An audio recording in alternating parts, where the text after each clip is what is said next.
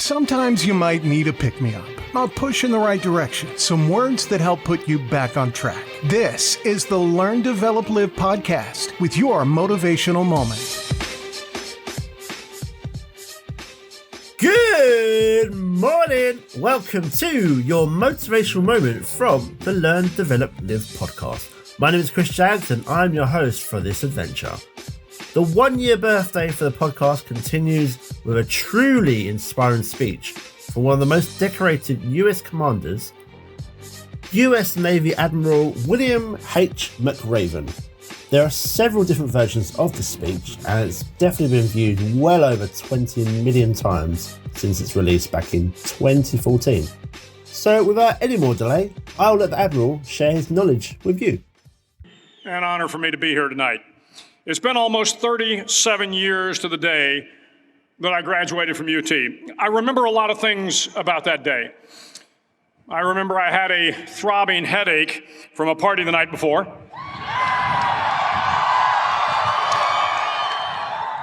I remember I had a serious girlfriend who I later married. That's important to remember, by the way. And I remember I was getting commissioned in the Navy that day. But of all the things I remember, I don't have a clue who the commencement speaker was, and I certainly don't remember anything they said. So acknowledging that fact, if I can't make this commencement speech memorable, I will at least try to make it short. So the university's slogan is, what starts here changes the world. Well, I've got to admit, I kind of like it. What starts here changes the world. Tonight, there are almost 8,000 students, or there are more than 8,000 students graduated from UT. So that great paragon of analytical rigor, Ask.com, says that the average American will meet 10,000 people in their lifetime. 10,000 people, that's a lot of folks. But if every one of you changed the lives of just 10 people, and each one of those people changed the lives of another 10 people, and another 10, then in 5 generations, 125 years, the class of 2014 will have changed the lives of 800 million people. 800 million people. Think about it. Over twice the population of the United States. Go one more generation, and you can change the entire population of the world, 8 billion people. If you think it's hard to change the lives of 10 people, change their lives forever, you're wrong. I saw it happen every day in Iraq and Afghanistan. A young Army officer makes a decision to go left instead of right down a road in Baghdad, and the 10 soldiers with him are saved from a close-in ambush. In Kandahar province, Afghanistan, a non-commissioned officer from the female engagement team senses that something isn't right and directs the infantry platoon away from a 500-pound IED, saving the lives of a dozen soldiers. But if you think about it, not only were those soldiers saved by the decisions of one person, but their children were saved, and their children's children. Generations were saved by one decision, one person. But changing the world can happen anywhere, and anyone can do it. So what starts here can indeed change the world. But the question is, what will the world look like after you change it? Well, I'm confident that it will look much, much better. But if you'll humor this old sailor for just a moment, I have a few suggestions that may help you on your way to a better world. And while these lessons were learned during my time in the military, I can assure you that it matters not whether you ever served a day in uniform. It matters not your gender, your ethnic or religious background, your orientation, or your social status. Our struggles in this world are similar, and the lessons to overcome those struggles and to move forward, changing ourselves and changing the world around us, will apply equally to all. I've been a Navy SEAL for 36 years. But it all began when I left UT for basic SEAL training in Coronado, California. Basic SEAL training is 6 months of long, torturous runs in the soft sand, midnight swims in the cold water off San Diego, obstacle courses, unending calisthenics, days without sleep, and always being cold, wet, and miserable. It is 6 months of being constantly harassed by professionally trained warriors who seek to find the weak of mind and body and eliminate them from ever becoming a Navy SEAL. But the training also seeks to find those students who can lead in an environment of constant stress, chaos, failure, and hardships. To me, basic SEAL training was a lifetime of challenges crammed into 6 months. So here are the 10 lessons I learned from basic SEAL training that hopefully will be of value to you as you move forward in life. Every morning in SEAL training, my instructors, who at the time were all Vietnam veterans, would show up in my barracks room, and the first thing they'd do was inspect my bed. If you did it right, the corners would be square, the covers would be pulled tight, the pillow centered just under the headboard, and the extra blanket folded neatly at the foot of the rack. It was a simple task, mundane at best, but every morning we were required to make our bed to perfection. It seemed a little ridiculous at the time, particularly in light of the fact that we were aspiring to be real warriors, tough, battle-hardened SEALs. But the wisdom of this simple act has been proven to me many times over. If you make your bed every morning, you will have accomplished the first task of the day. It will give you a small sense of pride, and it will encourage you to do another task, and another, and another. And by the end of the day, that one task completed will have turned into many tasks completed. Making your bed will also reinforce the fact that the little things in life matter. If you can't do the little things right, you'll never be able to do the big things right. And if by chance you have a miserable day, you will come home to a bed that is made, that you made. And a made bed gives you encouragement that tomorrow will be better. So if you want to change the world, start off by making your bed. During SEAL training, the students are all broken down into boat crews. Each crew is 7 students, 3 on each side of a small rubber boat, and 1 coxswain to help guide the dinghy. Every day, your boat crew forms up on the beach and is instructed to get through the surf zone and paddle several miles down the coast. In the winter, the surf off San Diego can get to be 8 to 10 feet high, and it is exceedingly difficult to paddle through the plunging surf unless everyone digs in. Every paddle must be synchronized to the stroke count of the coxswain. Everyone must exert equal effort, or the boat will turn against the wave and be unceremoniously dumped back on the beach. For the boat to make it to its destination, everyone must paddle. You can't change the world alone. You will need some help. And to truly get from your starting point to your destination takes friends, colleagues, the goodwill of strangers, and a strong coxswain to guide you. If you want to change the world, find someone to help you paddle. Over a few weeks of difficult training, my SEAL class, which started with 150 men, was down to just 42. There were now 6 boat crews of 7 men each. I was in the boat with the tall guys, but the best boat crew we had was made up of the little guys, the Munchkin crew, we called them. No one was over 5'5". The Munchkin boat crew had 1 American Indian, 1 African American, 1 Polish American, 1 Greek American, 1 Italian American, and 2 tough kids from the Midwest. They out-paddled, outran, and outswam all the other boat crews. The big men in the other boat crews would always make good-natured fun of the tiny little flippers the Munchkins put on their tiny little feet prior to every swim.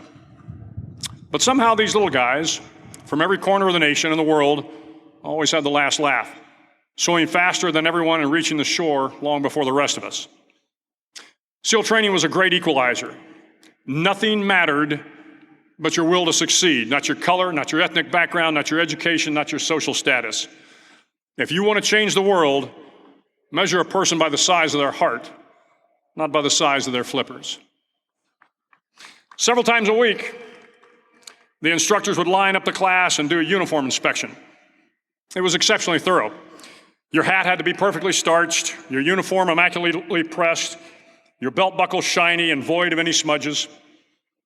But it seemed that no matter how much effort you put into starching your hat or pressing your uniform or polishing your belt buckle, it just wasn't good enough.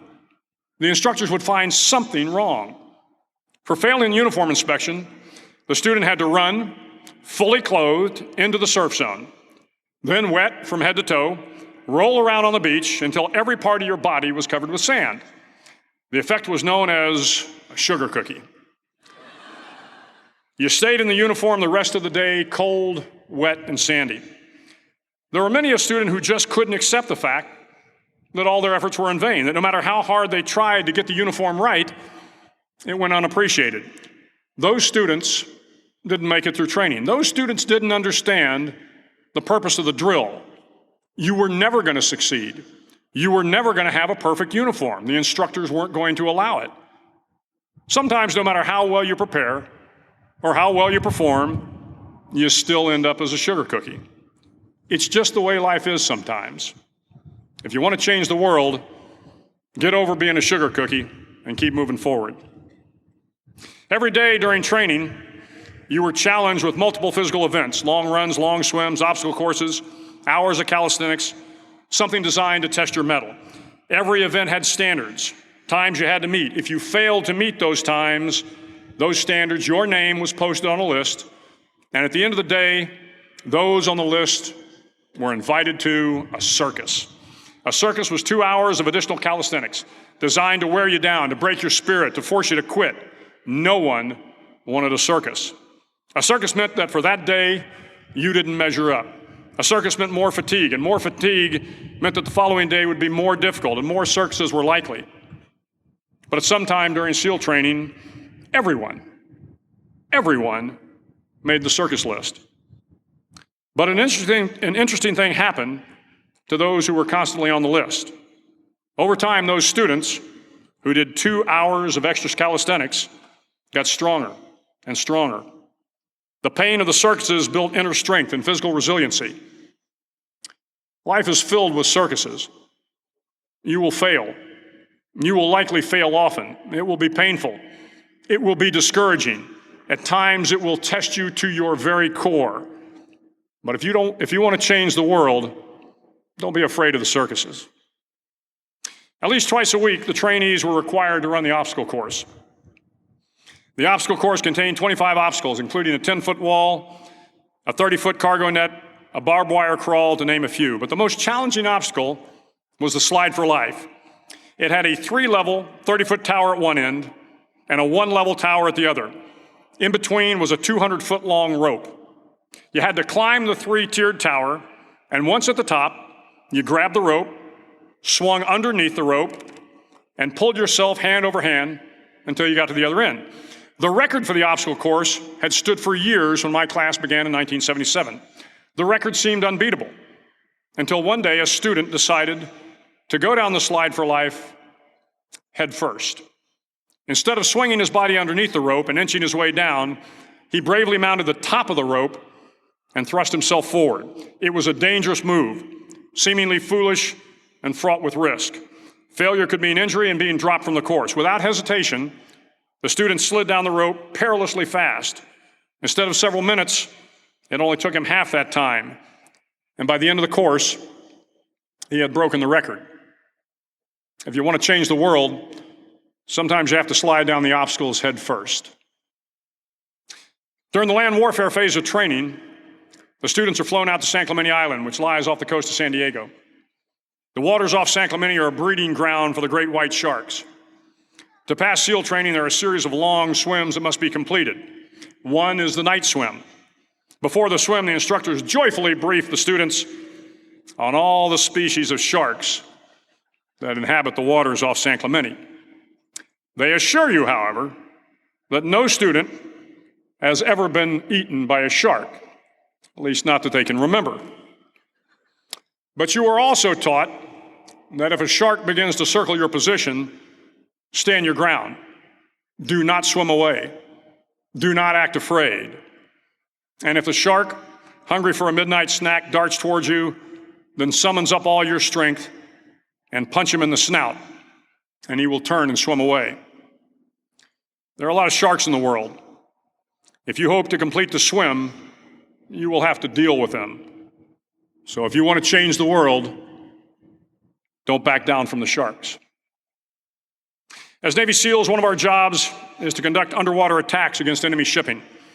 We practice this technique extensively during training. The ship attack mission is where a pair of SEAL divers is dropped off outside an enemy harbor and then swims well over 2 miles underwater, using nothing but a depth gauge and a compass to get to the target. During the entire swim, even well below the surface, there is some light that comes through. It is comforting to know that there is open water above you. But as you approach the ship, which is tied to a pier, the light begins to fade. The steel structure of the ship blocks the moonlight. It blocks the surrounding street lamps. It blocks all ambient light.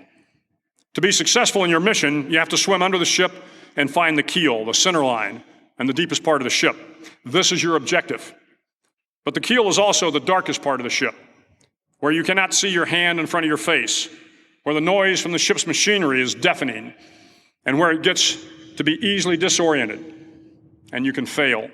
Every SEAL knows that under the keel, at that darkest moment of the mission, is a time when you need to be calm, when you must be calm, when you must be composed, when all your tactical skills, your physical power, and your inner strength must be brought to bear. If you want to change the world, you must be your very best in the darkest moments. The 9th week of training is referred to as Hell Week. It is 6 days of no sleep, constant physical and mental harassment, and one special day at the Mud Flats. The Mud Flats are an area between San Diego and Tijuana where the water runs off and creates the Tijuana Sloughs, a swampy patch of terrain where the mud will engulf you.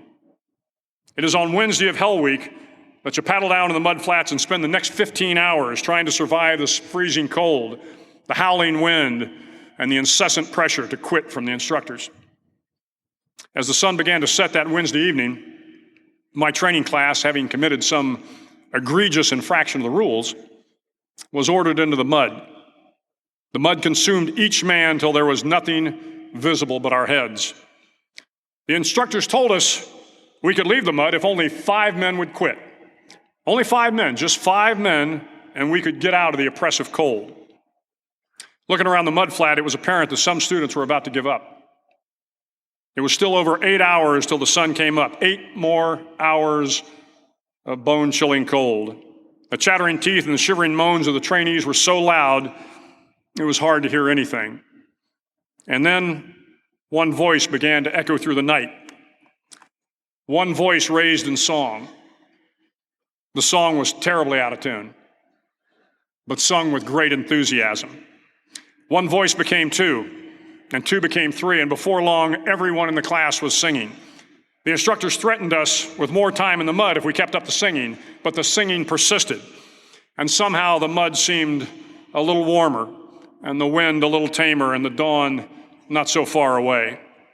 If I have learned anything in my time traveling the world, it is the power of hope, the power of one person, a Washington, a Lincoln, King, Mandela, and even a young girl from Pakistan, Malala. One person can change the world by giving people hope. So if you want to change the world, start singing when you're up to your neck in mud. Finally, in SEAL training, there's a bell, a brass bell that hangs in the center of the compound for all the students to see. All you have to do to quit is ring the bell. Ring the bell, and you no longer have to wake up at 5 o'clock. Ring the bell, and you no longer have to be in the freezing cold swims. Ring the bell, and you no longer have to do the runs, the obstacle course, the PT, and you no longer have to endure the hardships of training. All you have to do is ring the bell to get out. If you want to change the world, don't ever ring the bell. To the class of 2014, you are moments away from graduating, moments away from beginning your journey through life, moments away from starting to change the world for the better. It will not be easy, but you are the class of 2014, the class that can affect the lives of 800 million people in the next century. Start each day with a task completed. Find someone to help you through life. Respect everyone. Know that life is not fair and that you will fail often. But if you take some risks, step up when the times are the toughest, face down the bullies, lift up the downtrodden, and never, ever give up. If you do these things, the next generation and the generations that follow will live in a world far better than the one we have today. And what started here will indeed have changed the world for the better. Thank you very much. Hook 'em horns. And that was the US Navy Admiral William H. McRaven with his address at the University of Texas at Austin class of 2014, offering plenty of advice for the changing world from his 36 years of experience as a Navy SEAL. The key messages are: ask for help when you need it, respect everyone, persevere through failure, and perhaps, surprisingly, make your bed every day. The comments you find across the many different versions of this video across YouTube show the incredible impact that the speech has given, and I hope it's had some good effect on you too. Now, speaking of you, my hero, the LDL calendar is always open for you, and as mentioned in the 50th episode of the weekly show, to help celebrate making it this far, I still have a half-price coaching sale going through the next 2 weeks, which ends Sunday the 25th of October. But for my podcast listeners, I know, like me, there will be people trying to catch up episodes. So if you listen to this and we've gone past the 25th of October, that's 2020, when you do book your free 30-minute LDL power call, just add in coaching sale, just so I know. I will speak to you on the call, but until then, take care of yourself. Thanks for listening. Thank you for the continual support, and I will see you in the next one. Thanks for listening. You can find more motivational moments at learndeveloplive.com, and we'll be back to inspire you again tomorrow.